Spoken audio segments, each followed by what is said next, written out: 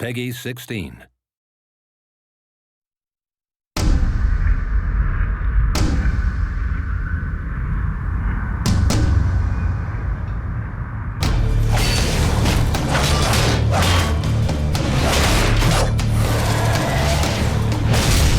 Our original vision for Darksiders was pretty grand, and we weren't able to execute on that fully in Darksiders 1, but Darksiders 2, a lot of the stuff we really wanted to have in there, like loot, like skill trees, leveling up, a big world that you could explore at your leisure, getting new abilities that allow you to then see more of that world. We get to do a lot of that in Darksiders 2, and we're really excited about it.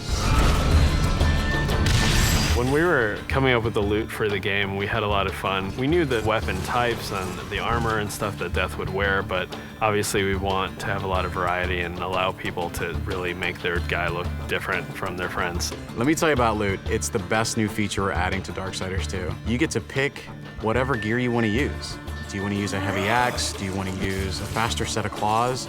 Do you prefer extra fire damage? Do you want added strength? Do you want added stamina? There's got to be thousands of pieces of loot. I mean, not is there a bunch of visual combinations, there's a bunch of statistical combinations. Of course, you're going to find just common stuff, and then you're going to start to find some that have magical properties. You're going to get some that really are loaded up with stats, and eventually, our top-tier loot is called possessed weapons, and those are going to be a lot of fun because they stay with you, and you're actually able to take items that you found, and you can feed those items into the possessed weapon to increase their power. Essentially, the possessed weapons level up with you based on how often you feed them with the loot that you don't want anymore. And I think it's that tier of loot that we're introducing that's going to be the most exciting.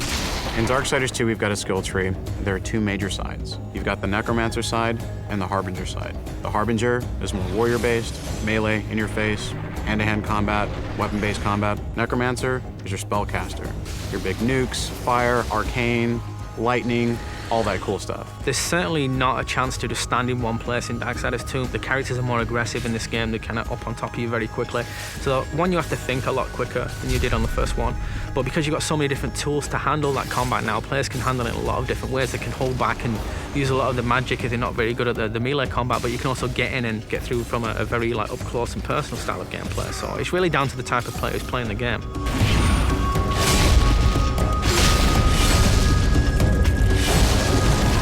It's absolutely worth playing the game for the second time.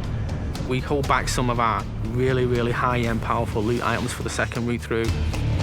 There are quests that are going to force you to explore the world into nooks and crannies you didn't even know existed, and to go down through some pretty serious content. And some are funny, some are serious, but there's a lot to see. It sort of harkens back to the elements that were special in old school games. That's what we really wanted to pack into Darksiders 2. We want people to sense our passion. It's a game made for gamers by gamers.